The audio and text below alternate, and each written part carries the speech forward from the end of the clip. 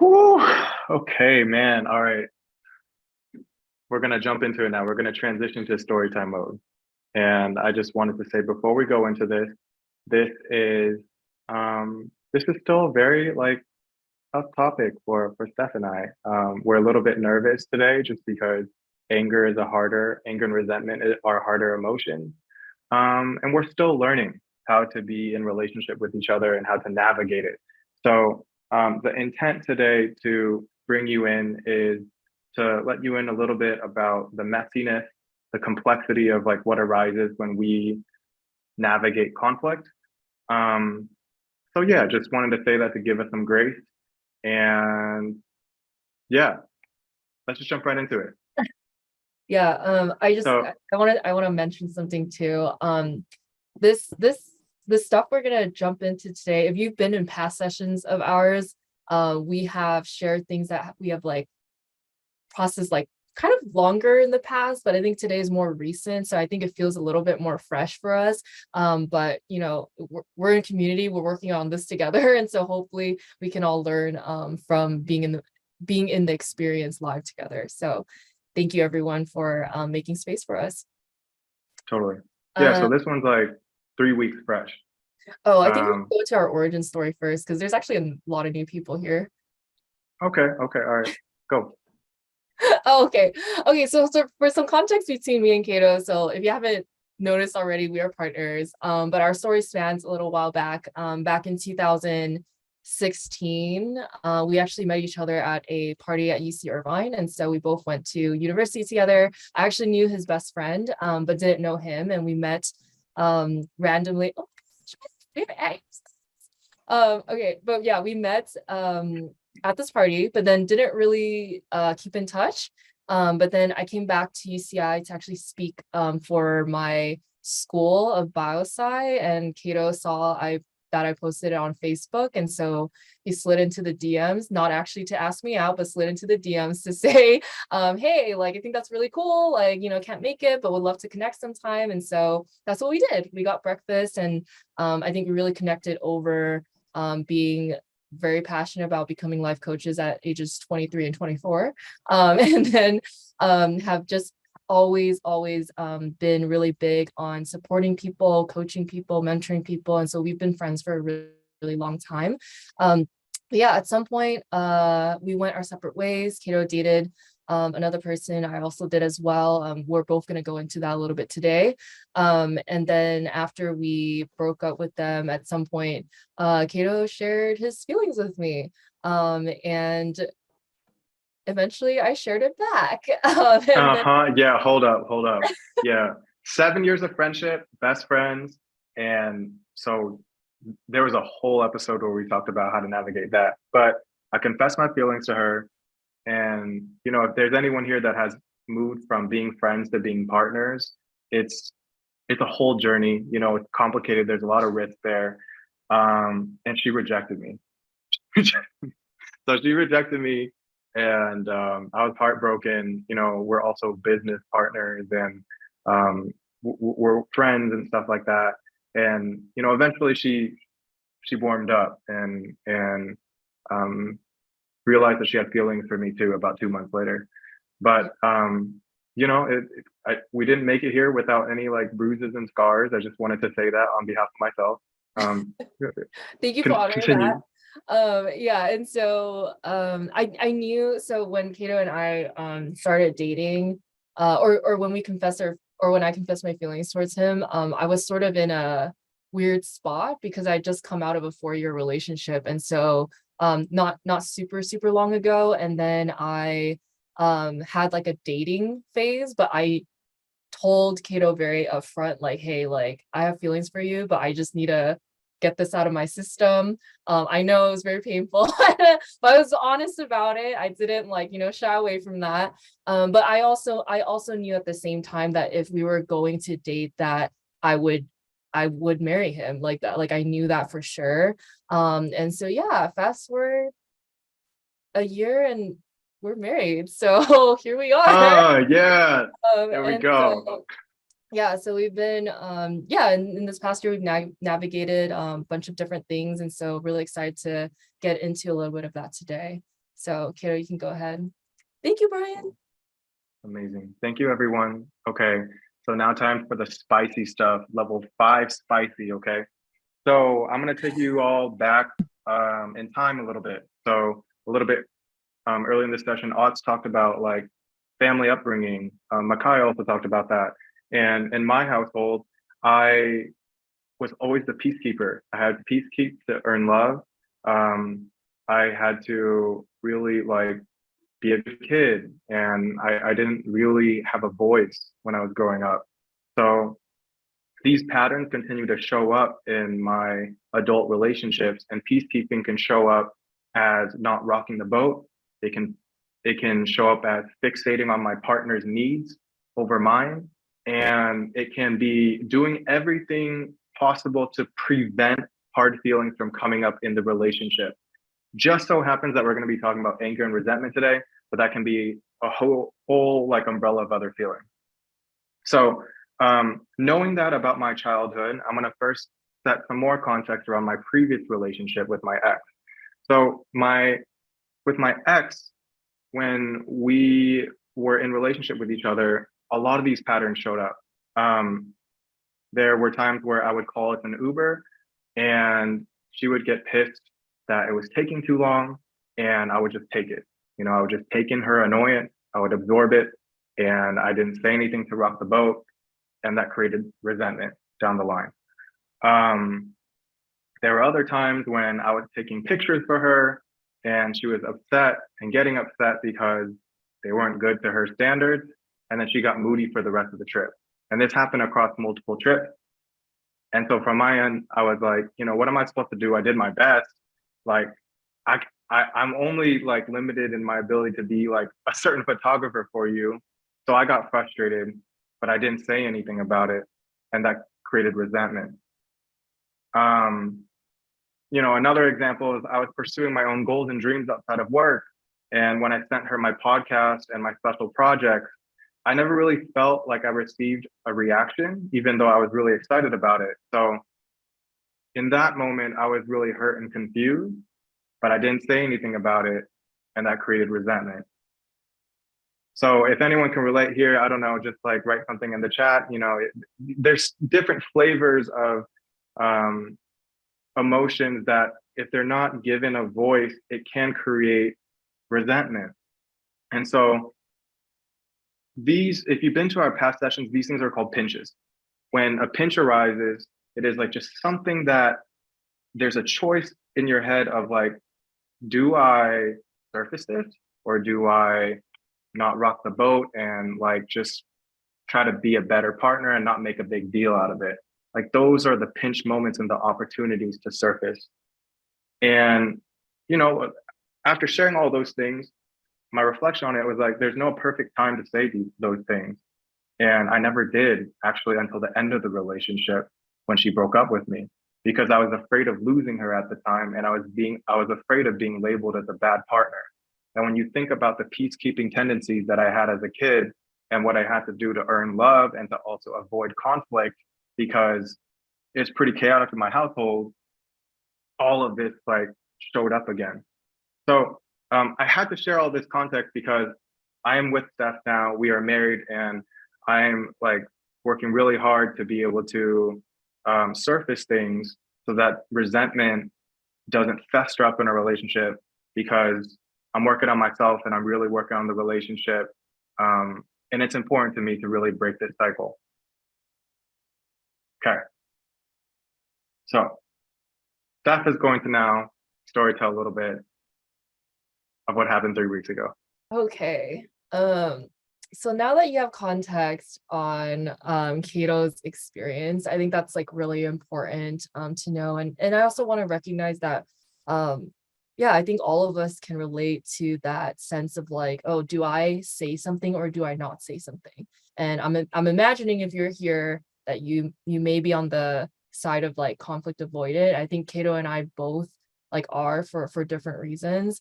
I think for me, why I'm conflict avoidant is because I'm scared of angering another person. And the reason for that is because when I grew up in my household, my dad was always angry for very, very valid reasons from his upbringing and from his family. I recognize that, but there's also the ways that it showed up felt really challenging, I think, to be with. So there's a lot of yelling, a lot of shit being thrown around, like glass breaking, like stuff like that, that I think like are really like, I think in my memory a lot. And so it's very scary, I think, to like tread that like line of like, oh my God, I don't want to say anything because if I say something that it'll like remind me of like those types of moments. And so that's the reason why I'm a little bit more conflict averse, is because I don't want to rock the boat in that way.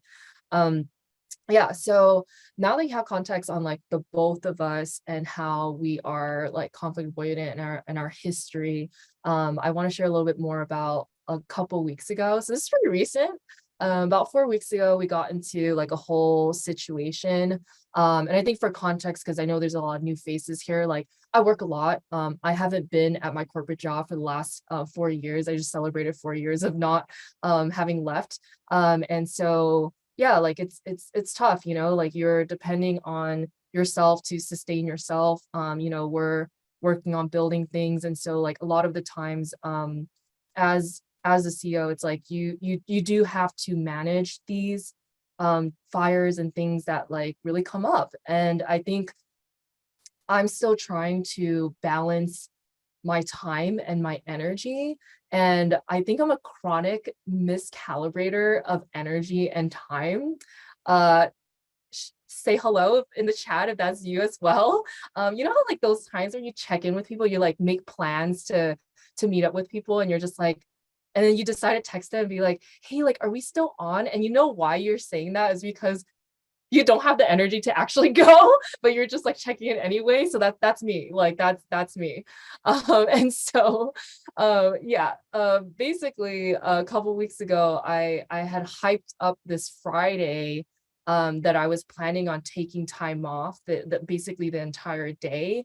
And I had told Kato, like, hey, I'm like going to hang out with you. Like, we're gonna go to the beach. Like, I'm taking a day off. Like, I'm gonna flex my entrepreneurship journey and take my own time off, you know? And so I was like really excited about that. And like just being really honest, like I was actually, that wasn't the intention. Um, but that day comes up and dude, that week was so insane. Like yoga went out the window, working out went out the window. I decided to sleep in, and you know, I knew something was coming. I knew I was gonna be in trouble because I'd already told him like, hey, like, you know, we were like, I promised him basically we were spend time together. So at noon, basically Kato comes out of the room, super happy and stuff. Like he's like ready to go. He looks like, you know, a kid at a candy store. Like, and he's a Libra, so he loves love and he's like really excited to spend time together. And so I just told him like, hey, like I'm sorry, like fire came up, dude. I gotta take care of it. And I started saying like, yeah, but like I can try to finish like early and like blah blah. And then he like stops me. He's like, dude, I don't want to hear it. It like goes back into the room. He like shuts the door, and I'm like, okay, yeah, I fucked up. Like he's the Makai, I'm a Scorpio, so I'm like the fire signs of water signs. But yeah, I'm like, he's mad. He's gonna take care of what he needs to. And like I'm still gonna set the intention that I'm gonna take care of what I need to, and like hopefully just like finish early. Like because I still had the intention of like really spending time with him, like because there's like the rest of the day. So I was hoping to finish early and still do that. Okay, so let's talk about how I received that. For context, this has happened a lot of times before. So theft, miscalibration is a very real thing. And it's happened multiple times over the last year, like 10, 20 times, like, I don't know, we've lost count. And there's just been many times where I've been disappointed and let down because of her work schedule. And some of the things that I grapple with that contribute to the complexity of this is that I want to be a good partner. I want to understand and adapt as much as I can to the fires that occur at her work because she's not an ordinary person. She's freaking CEO, you know? And at the same time, I am also in a phase in my life where I'm trying to make space for my anger and my disappointment instead of short circuiting that to sadness or brushing it off. Because those things, those behaviors inherently will lead to these emotions coming up some way, shape, or form in the future, which was what happened in my previous relationship. So recalling back the things that I mentioned earlier, like these things are really important to me. And so I made the choice to get mad. I made the choice to get mad that day. And I made the choice to actually leave the apartment later because I didn't have the bandwidth to talk about any of this. So I chose to go to yoga to like self-regulate, and I was going to come back later on. And I just left the apartment because she was working for the rest of the day. I've experienced it Oh, so that's an much. assumption. You didn't know I was working the rest of the day. I didn't, but that's the story that I created. I was like, hey, you know what? Like, fuck it. Like the day that we had together, it was gone. So that's my side. Okay, back to you.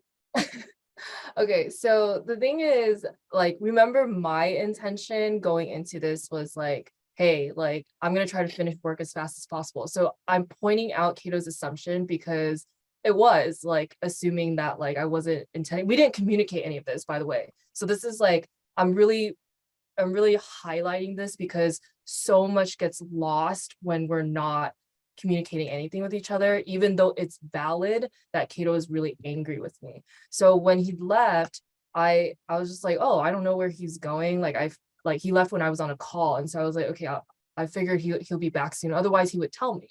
But then it became 4 and then like 5. And then I was like, okay, this is like really weird because he usually communicates this by now. And so I called him a few times, like leave a text, like he didn't answer my phone call. Like I was like, maybe he's busy. And I was like, hey, where you at? Like you left without saying anything. And so he says like he'll be back after dinner. Okay. So I was just like, okay, like I know he's really angry. And that's fine. But I'm like kind of irritated because it's just like, why didn't you say anything? Right. And so fast forward, he comes back from dinner. I'm watching Perfect Match. I was like, okay, like, sure, he's back, and he comes in, he gives me this hug and a half smile. And I asked him how his dinner was, and he was like, yeah, it was good. And I was like, okay, that he never just says it's good. Like he literally is a chatterbox. And so I'm just like, okay, I really Yeah. fucked up. Like there's definitely something wrong. Like I don't know what to deal, I don't know how to deal with this. And so like for me, I'm starting to get anxious because it's like my experience with that like anger from when I was younger is like coming up right now. I'm just like, I know I'm in trouble. I know I did something wrong, but like he's not saying anything. He's pretending things are okay when like I'm pretty sure they're not. Like, what am I supposed to do about this when we're not like communicating? hmm Yeah, that happened. When I opened the door, look, I went to yoga. I hung out with my friend. Um, and I was coming back. I was like, all right, cool. Like, I think I burned off the anger. I think I let this stuff move through me, and like, I can come back and be a good partner and just adapt. When I opened the door, I knew I was still upset because I felt like I was forcing a smile, and I was not like fully open to hugging my favorite person. And I also knew because the hug felt like a fist bump. It wasn't like a, oh my God, so good to see you. It was like, yo, what's up? Like, cool. All right, let's just get on with the night. Cool. Like it was that kind of attitude, that kind of mindset. And so I knew something was up, but I was just like, I don't want to talk about this shit. Like I already spent 3 hours trying to de-escalate it in myself and to also like manage my own disappointment and to also be a good partner to like support her in her business endeavor and adapt. Um, and she asked me if we could talk about it. And I told her like, no, I don't want to talk about it. So this is when things start to, slowly go up. So stuff. Yeah. So he doesn't want to talk about it. And so I'm just like, okay, what the fuck are you supposed to do? Like when you don't want to say anything. And so instead he's like, hey, like want to watch a movie because we talked about watching a movie earlier. And it was like the most awkward experience ever because like I think it was really scary because like I didn't feel safe, I think, in that moment. Cause like I'm pretty intuitive. And so like I just know when something's up. Like you can tell when something's up.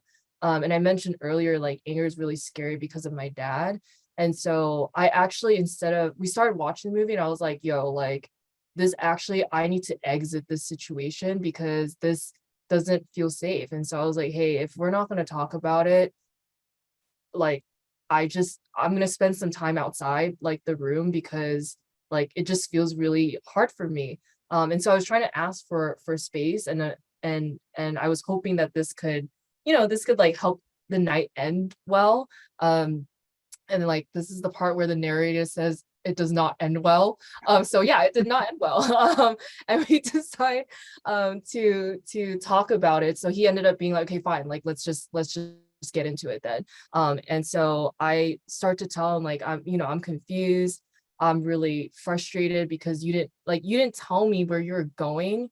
And then he starts saying like, oh well, I don't have to I don't have to tell you like where I'm going. Like, and I'm just like, okay. Mm-hmm. Mm-hmm. Yeah, spicy. So yeah, I felt strongly that I didn't need to say anything because again, like my story here was like I felt like she was gonna work for the rest of the day at that point when she said that. And I was really upset and just really take care of myself. Um, my bags were at her place. I was also staying with her that night. So I just really needed to step out to have my own sense of peace. And telling her where I was going was not the kind of info that I wanted to give her because I felt like she was not respectful of my schedule and time. And so like these are the things that can happen out of like reaction because like I was like just pissed, you know? I can't always be my best self. And I felt like across all the things that I could have done, um, self-regulating and just like going off to yoga and doing my thing was like it wasn't like the most hurtful choice, but it was just there was like definitely a wall that I was putting between her and I. So Yeah. yeah, back to you. Um, and I think this was like in the moment for me, just really frustrating because it's like it landed as really spiteful for me. And so this is kind of where things get a little bit like, how the experience that you have with people, like sometimes it's like, I mean, it's valid that Keto's feeling what he's feeling, but it's also valid, like I'm feeling what I'm feeling. And I think this is like one of those situations that there was just no clear, like, oh, that like yeah, we can like reconcile or like we can like come together on something. It was just something that like was really difficult, like all around. But like Kato's actions just really honestly landed as super spiteful for me because it's just like, okay, I have the story that you're just doing this because like you're mad and you're hurt and you want to hurt me. Like in the process because you're mad and you're hurt. And so that's how I was experiencing it. And so, I'm crying in the kitchen because I'm just like, homie, like, how do you not see this? Like, how do you not see that? It's like very frustrating, very difficult to like be with you when you're withholding stuff and you're not being like communicative. And you're like blocking every possible way for us to resolve anything at all. So that was really frustrating for me. And I think I acknowledge also that in that moment, like I was having a hard time accepting that like he just really didn't want to have he didn't even want to have this conversation to begin with. So I was already pushing him into a place that he was trying to tell me earlier that he was not ready for. And so we go back and forth a lot that night. And it's just one of those like situations where we just concluded like, you know what, like it's okay for like a person to say something like this because like he has been hurt. It's not the first time. It's been like a gazillion times that this has happened. And how many of us have experienced like, okay, my partner's doing the same damn thing like again. And it's like hard to see the end of the tunnel when they keep repeating the same like mistake or habit or things like that, right? Like at some point it makes sense that it's going to like blow up or blow over. Um, and I think the second thing we really concluded was like, maybe we need to revisit some of our expectations because this is something that we have not actually talked about like in a long time is like, how is Kato experiencing this from me? Like, how are we like actually moving through this? And so this is really moving into like, how do we start the repair process, like from this like experience. And there's only so much patience that like Cato can have, like when it's something that I've been doing for a really long time. And so I think what's complicated about this, which I'm sure that there are parallel experiences that you all have, is that he feels like, you know, he's at the short end of the stick. Maybe he wants me to feel some of that pain, compared to a lot of things that he's said. You know, it wasn't like the biggest thing, like it at the end of the day, but I think it still hurt for both him and for me, to receive that. And I think this is incredibly hard because like both sides are really valid. So it's like when both sides can exist, like how do you make space for both of these experiences? Yeah, so well said. I think the one more thing that I would say on top of that part is that um, what Steph was asking for of me was to communicate and just to give her healthy like heads up on what I'm doing, where I'm at, and to let her know that I'm angry and I'm gonna step out. But in that moment, I couldn't do it. You know, like I was just so escalated. And I think that's kind of like the complex part about this, you know, like there's imperfections and we had to come back for a couple more days to get to a place where I was like, hey, look, like next time I'll do that, you know? But I think she had to also understand that how big it felt for me to experience being disappointed multiple times from like her work plans, like impeding on the plans that we had. And like that hurts a lot. So the next day, we talked about this on day 3 too. This is day 2 now. We revisited and we talked about it again. I finally was just like, I didn't realize this initially. And I don't know if this is like just part of like me. What I really wanted was an apology. And I didn't, sometimes like you don't realize what you want and need until like you go through the mud with each other. And I just wanted an apology the first day. And because she didn't walk in to like say she was sorry, instead of just saying like, hey, I gotta change my plans and like I gotta work, it just felt like to me, I felt like she was not owning the fact that we had plans for that day. So yeah, we cried, you know, we were like pretty pissed at each other still, like learning how to work through it that second day. But we decided to agree to disagree. What's up? Oh, I just need to add that the reason I didn't apologize was because you literally said, I don't want to talk about it. That's literally why I didn't go in. So like you Fair. made this really hard for me to go in, just saying.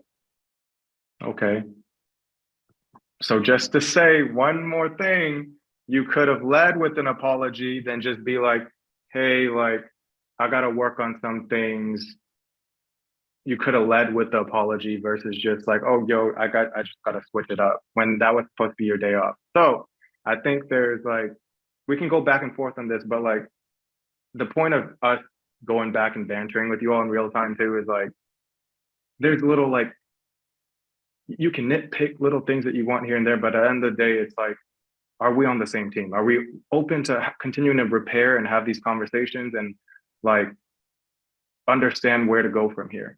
So let's talk about day 3. Okay. So after this conversation, which was again just like a lot of like back and forth and crying and a lot of anger. Oh no, you know how you reach a point in the conflict that you're just like, why the are we even what were we even fighting about? It's like I think what we kind of landed on, like it was very real, the experience, but at some point I think it got lost. It got everything got lost in the sauce. And so for day 3, you know, after taking some time, I think in the chat I also read a little bit of what Otz was saying about like how it's just like taking time away from like your experience. I think in day 3, like of this whole like situation, I realized that I was actually feeling, I was first feeling like post-fight fear, of like, oh God, like how do I tread back into this relationship? Like how do like can I lean on Kato? Like I felt like he was really angry at me. I don't know if I can. like come back, and that was, I think, really hard because he's somebody that I really do lean on like a lot. And I think I realized what I didn't know at the time on Friday that I wasn't able to share with him was that it was difficult to not be able to like felt like I wasn't listened to in some ways because I felt like I was really alone in my like entrepreneurship journey. Like it's like sometimes these things actually just seriously come. I don't know how to explain this. It's like I have to put these fires out because there is no one that will put the fire out except me. And it's like hard because he can't understand that without experiencing my experience in some way. He can only empathize as much as he can. And so I shared with him that really all of it was coming from feeling really alone, and I hadn't been able to get the support that I needed that week. And so it really leaked into like I think making the situation a lot bigger than it was. Um, and I think something that we really landed on with this conversation and with this last day was just like getting clear on how Cato can really support me in this current season, and how I can show up for him in this season, right? And so, like, I can't be saying, hey, we're gonna like take time off if like I'm not 100% definitive, like for sure, which I actually cannot be. And I think that's a really hard truth to sort of be with, to actually share with him, like, hey, I want to promise you these things, but I actually cannot. And so there's sort of this like, how can you be realistic about what you're available for in this relationship in the current time and what you're not available for, whatever that looks like in your relationships. And so I think what I want to emphasize in this is like there are seasons in our relationships. We will not be able to be the same, show up the same, at different chapters, right? Like, sometimes we lose people in our lives, we're grieving, like we're not able to show up in the ways that we can, right? And I think that changes for everyone. And I think that it's so important to remember that your relationship is so dynamic. It's something that changes like moment to moment, day to day. And so what it really comes down to is actually really updating each other on what you're available for, what's your bandwidth, and really being able to make space for what's there. Amazing. You did such a good job.